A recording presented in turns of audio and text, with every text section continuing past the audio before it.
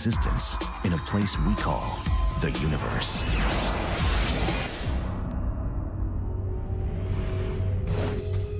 Cosmic collisions. They are among the most violent and life-altering phenomena in the universe. From fender benders to high-velocity impacts, gravity is constantly moving everything around in space. And so things are bound to collide. Asteroids, comets, galaxies, and planets are some of the objects involved in these energized events. Yet as violent and destructive as these collisions sound, we may owe our very existence to them.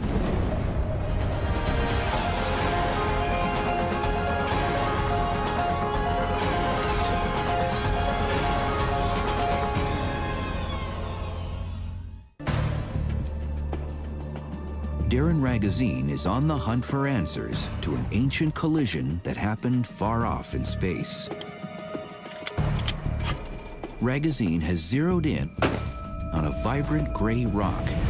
It's the vestige of an ancient fiery impact involving two massive objects, the largest being the size of Pluto. This gargantuan rock, called 2003 EL61, is a member of a collisional family that orbits just beyond the planet Neptune. Collisional families are groups of objects that have very similar shapes, sizes, and tilts as they go around the sun. They've stayed in a tight cluster of orbits because they came from the same objects. Objects that came from the same parent should be made out of the same material. So by studying the compositions and verifying that they're similar, we can know that they came from the same origin. Billions of years ago, 2003 EL61 and its family members were part of one gigantic body over 1,000 miles across. The mammoth object resided in the Kuiper Belt, a repository for objects that didn't become planets in the outer solar system. But at that time, the Kuiper Belt was buzzing with loose objects. The ice-covered rock eventually slammed into another object half its size at a speed estimated at 3,000 miles per hour. The impact produced energy equivalent to 10 billion atomic bombs. It also ejected large chunks of ice from the object, each one ranging from 250 miles in diameter down to mere specks. The fragmented pieces are now all members of a collisional family, with 2003 EL61 being the largest piece.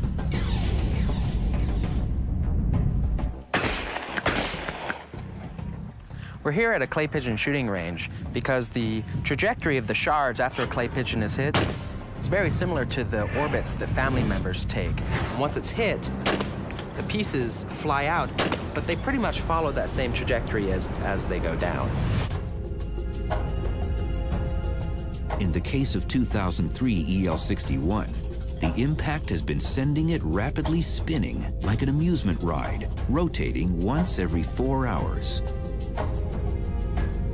It got hit sideways, and so it was spinning, and because it's spinning so fast, it elongates itself, pulls itself out, and it's shaped sort of like a football, except it's more like a football where you let out some of the air and squash it on one end. So 2003 EL61 is the fastest spinning large object that we know anywhere in the solar system. There's nothing else quite like this. Planetary astronomer Mike Brown has conducted extensive surveying of 2003 EL61, the biggest and brightest known object in the Kuiper Belt. It's bright, it's big, but it's also very shiny because we think when the collision happened, most of that ice got removed and the things around it, and it just left a little thin layer of almost pure ice sitting on top of this rock. And that's why it's so much shinier than everything else we see out there. It's that pure ice that's out there. I think that 2003 EL61 is the largest object out there that had a collision that formed a family. I really do think it's one of the largest collisions that occurred in the outer part of the solar system in the history of the solar system. The impact not only created 2003 EL61 and its galactic family, it also produced 2 moons. We're searching for them now, and something like 10% of Kuiper Belt objects have moons. But all of these objects that we've looked at, only a few have more than 1 moon. Infrared telescopes determine the size of these objects by measuring the heat they emit.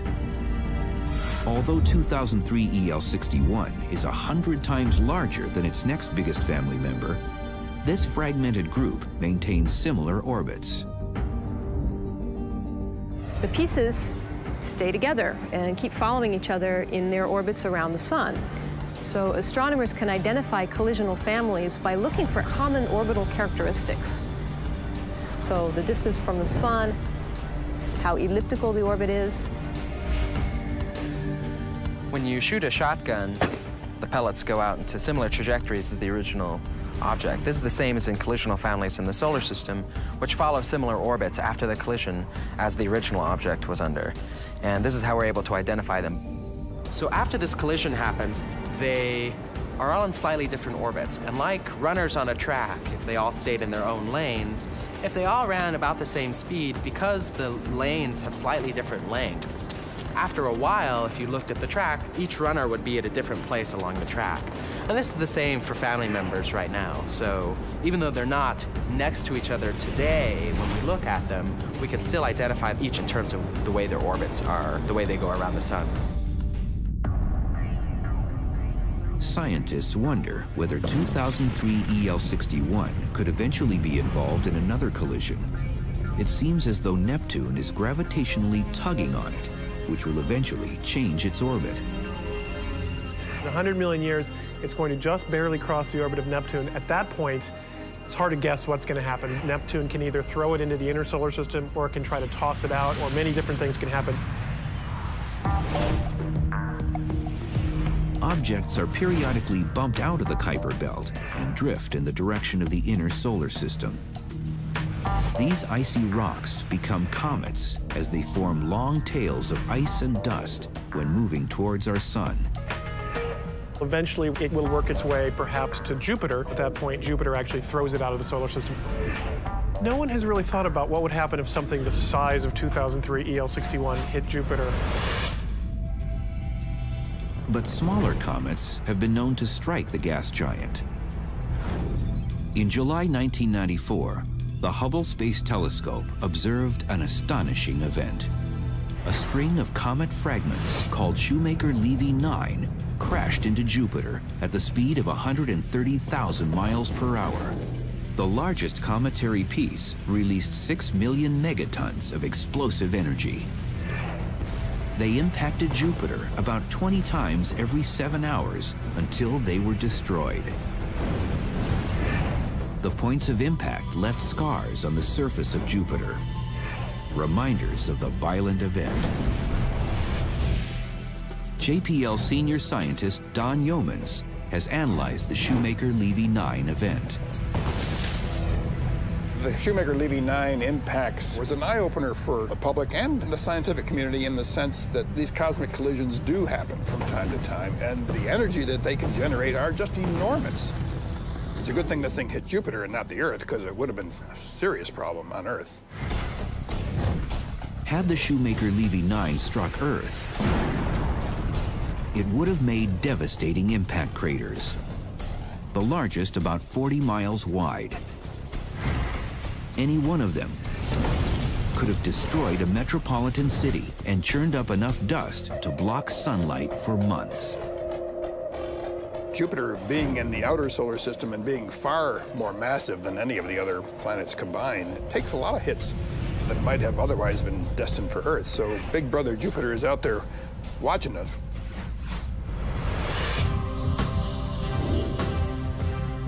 Jupiter acts like a planetary goalkeeper, But will it be able to deflect 2003 EL61 if it breaks loose from the Kuiper Belt and tumbles toward Earth?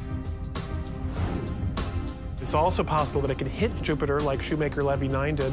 This object is about 2,000 times bigger than the thing that hit Jupiter, than Shoemaker-Levy 9. So it would be an incredible explosion.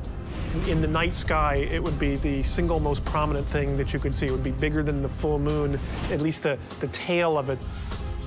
Because collisional families are difficult to locate, researchers are eager to study 2003 EL61 and its relatives.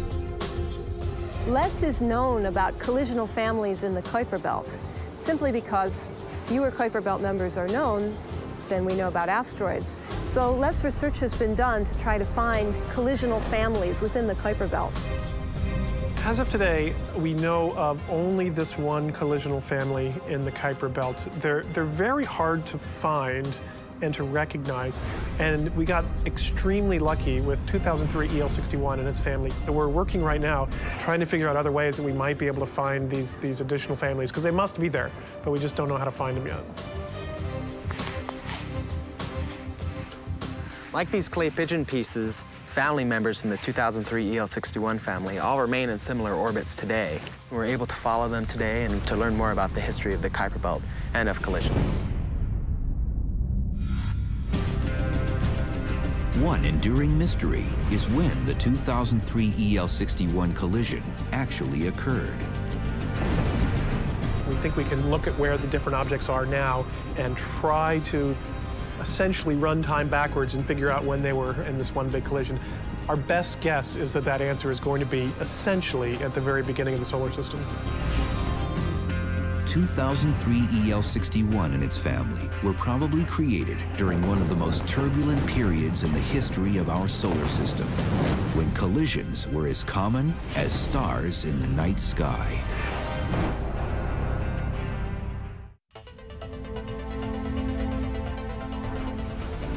From the beginning, collisions have been a fact of life in space. They created much of our universe, and at the same time, destroyed some of it along the way. Collisions are the way that you build planets. Without collisions, you don't have planets to begin with. You start out with very small particles. Each one of them collides together, bigger and bigger and bigger and bigger, until you slowly build up these planets. At the same time, collisions can destroy planets. The planets in our solar system were created during a period called the heavy bombardment that happened over 4.5 billion years ago. And the collisions didn't stop with the heavy bombardment.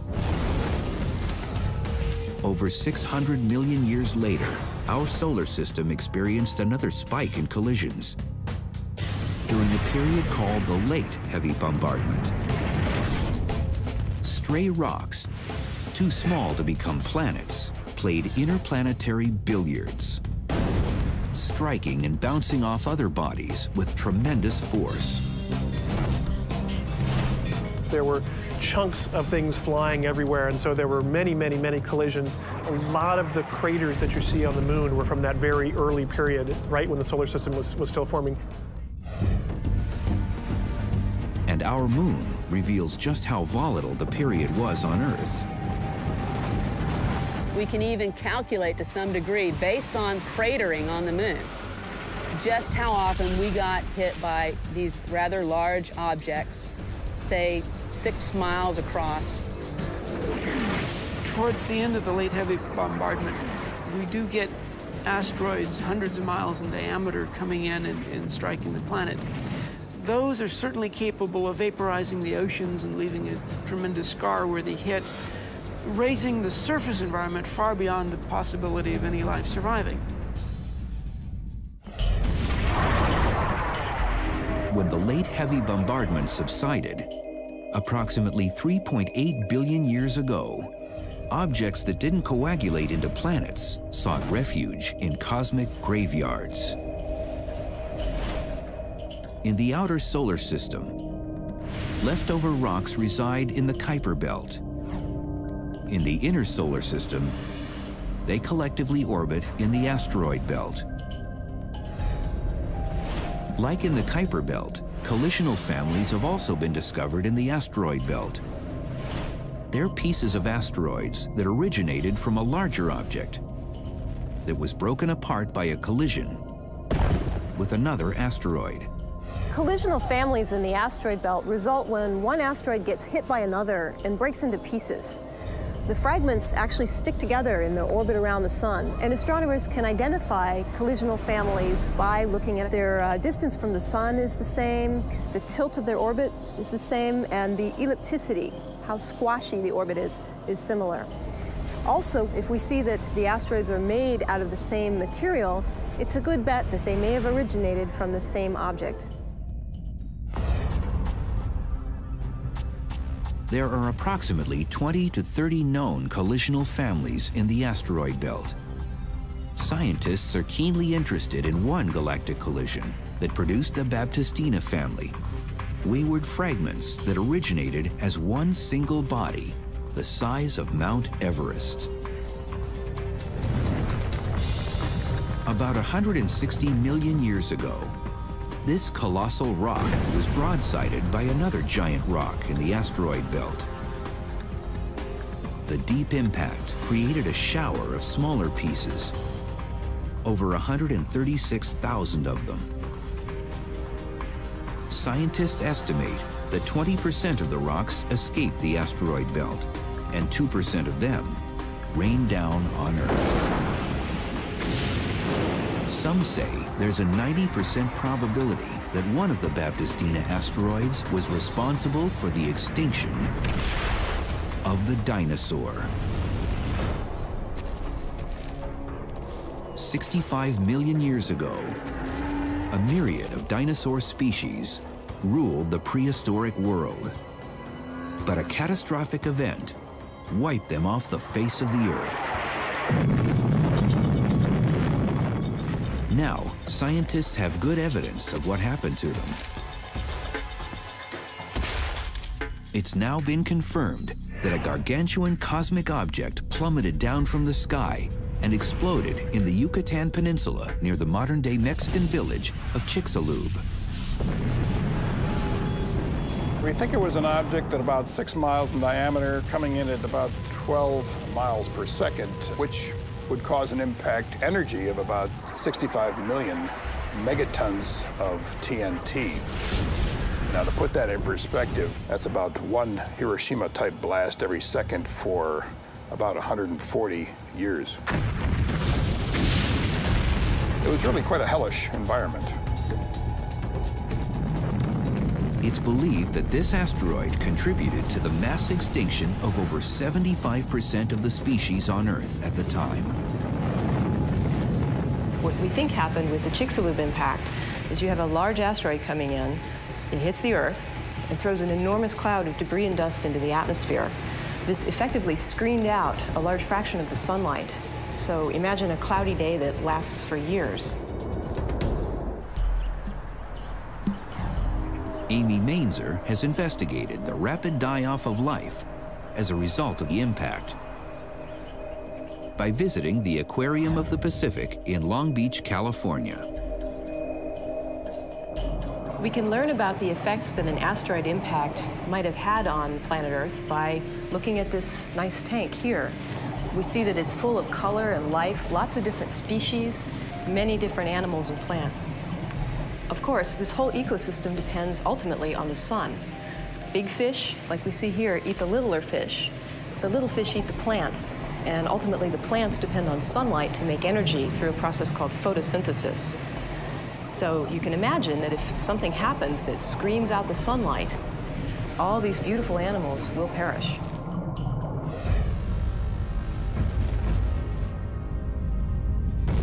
The apocalyptic event has been called the KT extinction because of a thin band of geological signatures dating to that time all over the world, known as the Cretaceous Tertiary, or KT boundary. It separates the age of reptiles and the age of mammals. Dinosaur bones are not found below the KT boundary. Some say it's a good indicator that they and other species became extinct from the impact that blocked out sunlight for years.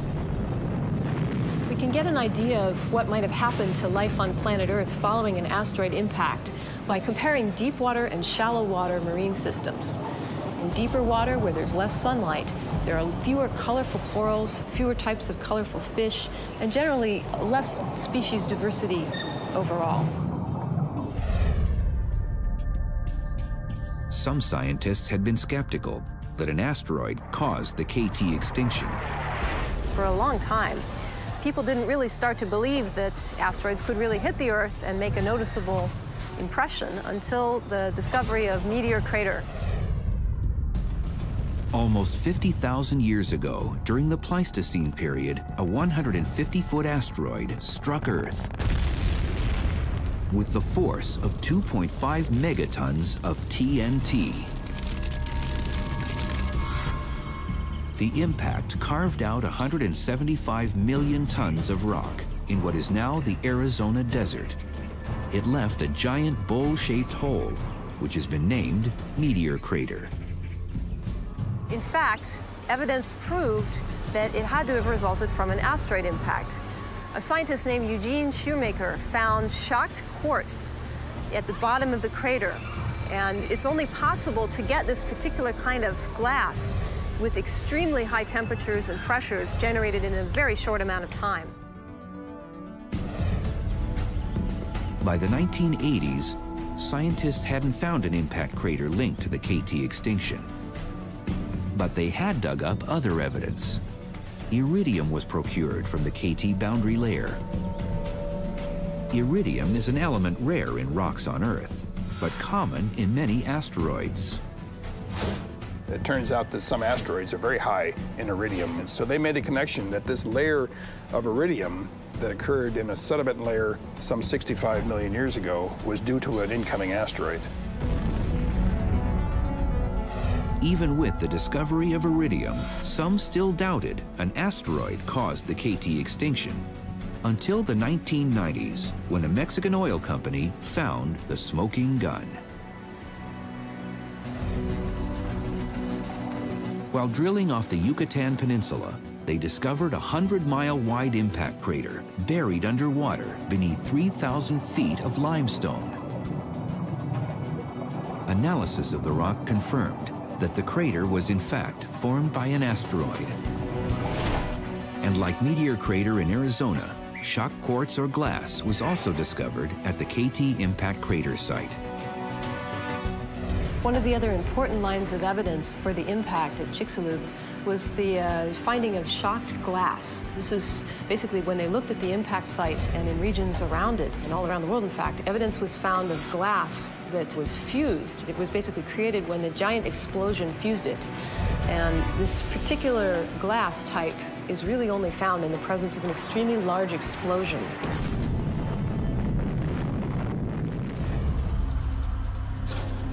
Today, many scientists agree an asteroid caused the KT extinction 65 million years ago.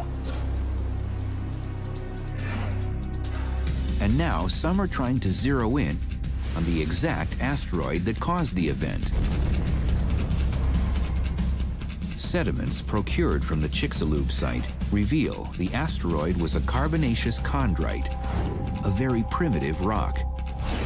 These types of rocks have similar compositions to the Baptistina family, a collection of asteroids that once originated from a larger rock.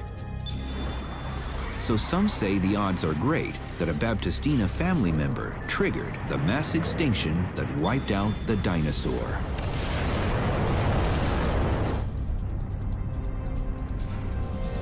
Today, the Baptistina family could still pose a threat.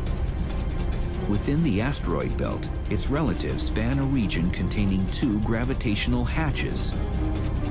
These are areas where a slight nudge could boot an asteroid out of its orbital zone.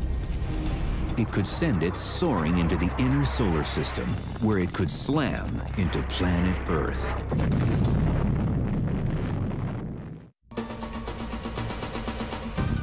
Cosmic collisions are not a thing of the past. They're ongoing and potentially deadly. Within the asteroid belt between planets Jupiter and Mars lives the Baptistina family. a group of rocks that originated from a larger body that was shattered due to a collision. After the impact, some Baptistina family members were ejected from the asteroid belt. It's believed that at least one eventually struck Earth 65 million years ago and caused the mass extinction of the dinosaur. And the KT extinction event may not be the end of the Baptistina family's wrath. Some say another relative could threaten our planet again in the future. It's always possible that another member of the Baptistina family could make its way into the inner solar system and hit the Earth. Researchers have been observing the Baptistina family. They've discovered that its relatives share similar orbits.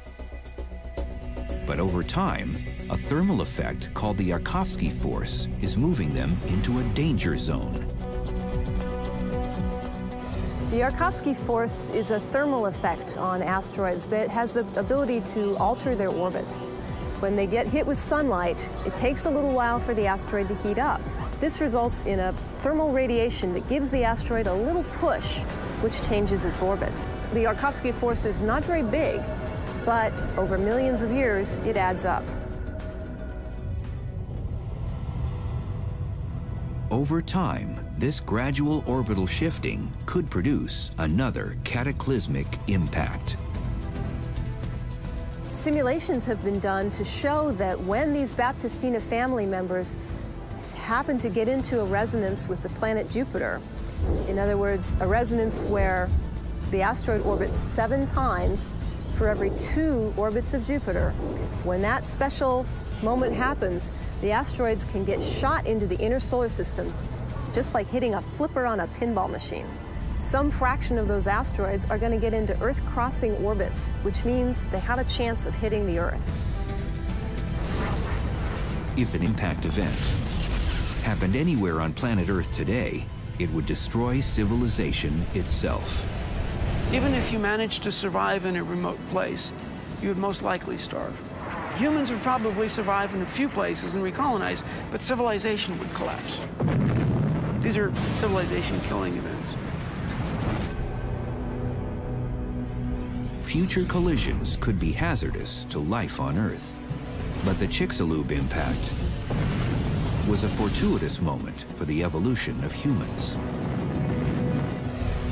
Research scientist Luann Becker has spent her career investigating mass extinction events. People say that if the dinosaurs had not perished, then there would be no people. Mammals would not have taken over if the dinosaurs had been so fortunate to have been able to continue to reign beyond the 135, 40 million years that they happen to be on the Earth. Becker claims, like humans, dinosaurs also evolved after an epic extinction event, the largest in the history of planet Earth. It's the Permian-Triassic extinction, also known as the Great Dying. It's also kind of ironic to me that if our theory is correct about the Permian, the dinosaur came in with an impact event and went out with an impact event, which is pretty interesting. It's perhaps the ultimate cosmic cold case, a mass extinction unmatched in the history of the universe.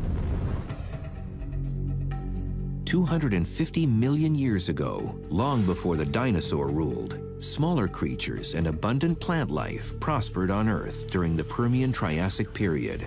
Then, some mysterious event wiped out almost all life at that time. In fact, is the most severe extinction with respect to how many different animals and plants perished. It's the biggest extinction event in the history of life on our planet. Becker is on a mission to solve this prehistoric crime. Like the KT impact that probably killed the dinosaurs, she claims to have uncovered evidence that a giant asteroid also caused the Permian-Triassic extinction, which occurred about 185 million years earlier. During the Permian-Triassic period, our world was comprised of one supercontinent called Pangaea and a superocean called Panthalassa. According to Becker, a 7-mile wide object slammed into the ocean near the southern tip of the supercontinent, which is now off northwest Australia. If you were standing on the beach 250 million years ago, you'd probably have a pretty good view of this particular event. You have a large body the size of, say, Mount Everest, rigid body slamming into the continental margin along the actual beach, creating a huge earthquake, mega tsunamis, injecting miles and miles of dust debris up into the atmosphere, distributing itself globally in such a manner that it blocks sunlight out. You could have had darkness for months at a time. This is enough to shut down photosynthesis. That's the top of the food chain, and that just has a trickle-down effect. If Becker's theory is correct, this impact could have wiped out most life on Earth, since it was concentrated on one continent and one ocean. An extinction event of this magnitude would have allowed for complete evolutionary change, thus paving the way for the dinosaurs to evolve. It was only because the Permian-Triassic extinction event occurred, and what I consider to be somewhat attributed to this impact event, that the dinosaurs were able to evolve.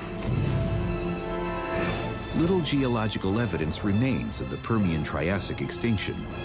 There are very few 250 million-year-old rocks left on Earth because they've been recycled by plate tectonics. But Becker says she's found traces of the actual impact crater in northwestern Australia.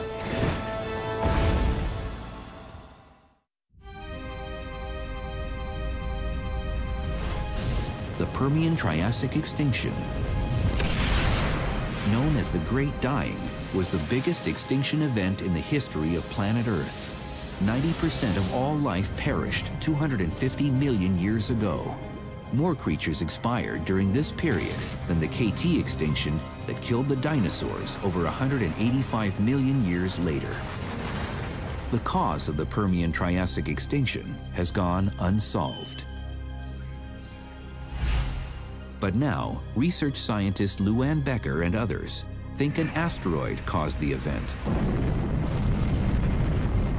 And they've uncovered a possible impact crater buried under sediments offshore of northwestern Australia. We believe we found a very good candidate for what is the impact event itself. It's much older, it's a lot more complicated and a lot more geologically processed. It's not a perfect circle anymore. It doesn't look like a bullseye. Most of the Permian rocks have been subducted and they're long gone or eroded away. The evidence for an impact there is marginal and highly controversial. Some scientists are skeptical that Becker has found an impact crater from the Permian-Triassic period. No good crater has been found to match the Permian-Triassic age. There was a claim of a structure off of the west coast of Australia, but it's not as clean and as clear as the KT crater. We don't have a smoking gun. But Becker claims she has found the smoking gun. What's more, she and her team have traveled to Antarctica, Australia, Africa, and Japan, where the oldest rocks on Earth exist. They claim to have found 40 impact tracers. These are extraterrestrial mineral fragments recovered from rock layers dating to the Permian-Triassic period. We have found what we consider to be little bits and pieces of impact debris, which literally looks like what we'd find if we were looking at a meteorite. It's possible for some of the impact meteoritic debris to fall back down and get preserved in the rock layer.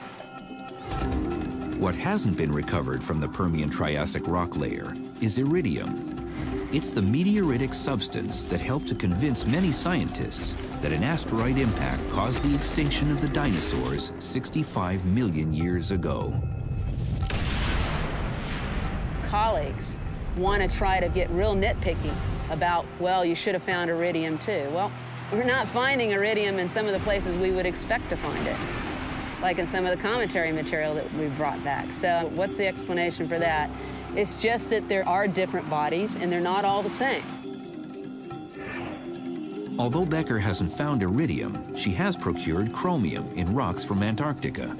Like iridium, chromium is just as rare and is more abundant in space rocks.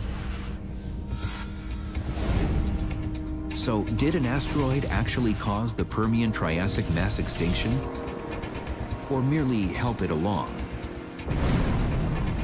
It appears that life was struggling to survive 250 million years ago. The planet was undergoing severe volcanism, which was choking the atmosphere.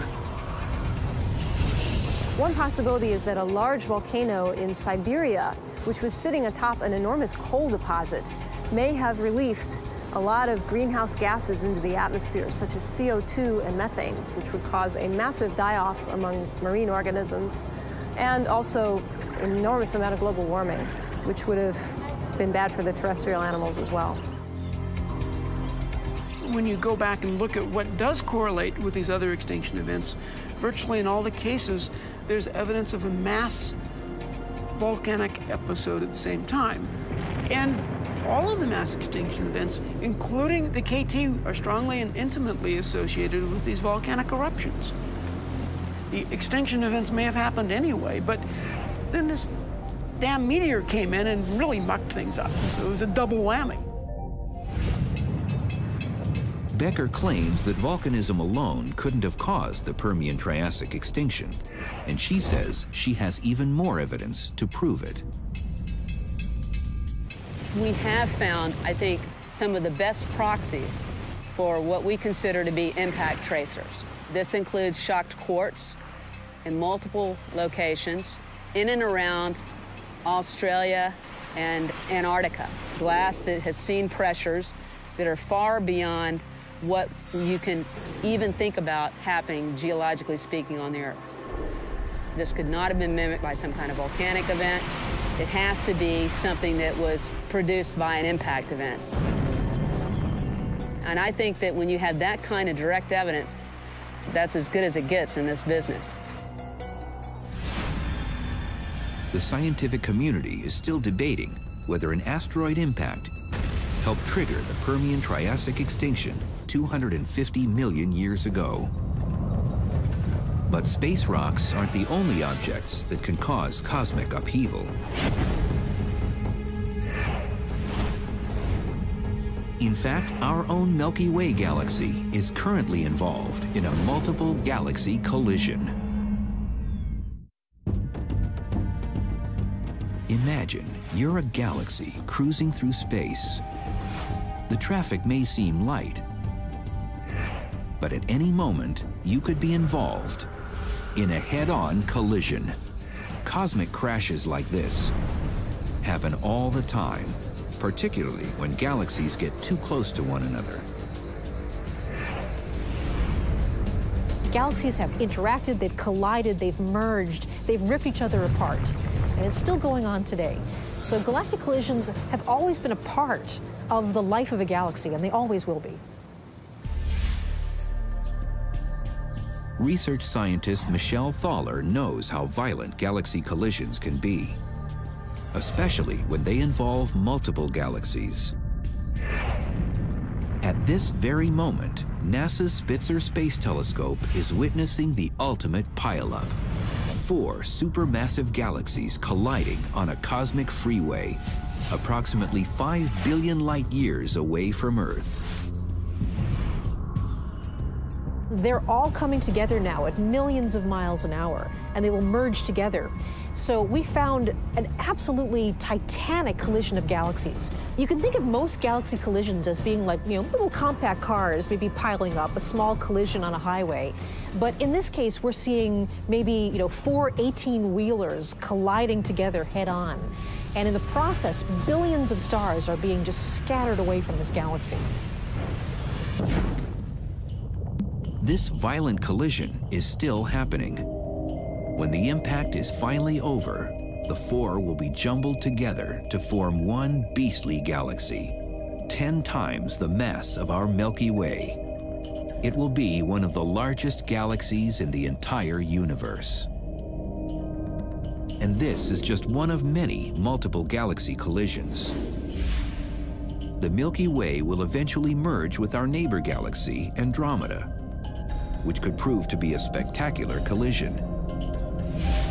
But right now, our galaxy is actually colliding with two smaller galaxies, which is causing quite a stir. There's two galaxies right now that are actually relatively small galaxies, but they're colliding with the Milky Way right now. One is called the Sagittarius dwarf because we see it near the constellation Sagittarius, and another is called the Canis Majoris dwarf galaxy. Now, the second one, the Canis Majoris dwarf galaxy, is very interesting because it appears to have been sort of drawn into the Milky Way and ripped apart as it orbited around the center of the Milky Way.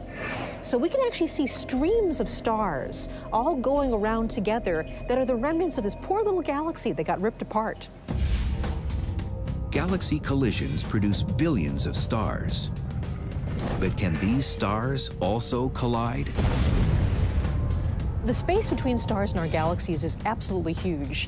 If the sun were about the size of a basketball, and I'm here in Los Angeles, then the nearest star would be about the same size star in New York. You know, imagine a basketball in New York.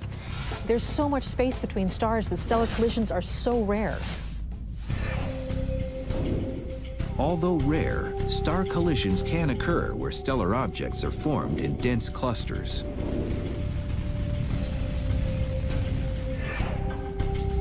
We've seen examples where in a cluster of stars, one star seems to be more massive than the other ones, younger than the other ones, and spinning much faster than the other stars that it was born with.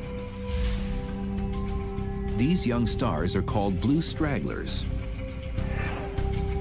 They occur in unusually dense groups of stars called globular clusters. These are called blue stragglers because they seem to be younger. They're aging less quickly than the other stars of the clusters. So it's very possible that these are caused when two stars actually merge together. As these stars approached each other, they spun each other up with their gravity. And so you get this very fast rotating, large, bright star. And star collisions are not mild galactic fender benders. They can be quite destructive. They would sort of loop closer and closer together, going faster and faster. They'd probably get to many hundreds of thousands, if not millions of miles an hour. And they'd begin to rip bits of each other off as they came close to each other. So a stellar collision could be an extremely dramatic, violent thing to watch. Eventually, if the mass transfer happens enough, over enough time, the orbits will shrink, and those two stars will get closer and closer together, and they could eventually merge, forming either one single giant star or eventually collapsing into, say, a neutron star or a black hole. Whether they're star and galaxy mergers or asteroid and comet impacts, cosmic collisions will continue to happen as long as the universe exists. By gaining knowledge about these uncontrollable events, we can reach a better understanding about the origins of the universe and possibly predict its future. Cosmic collisions have been a major factor shaping the evolution and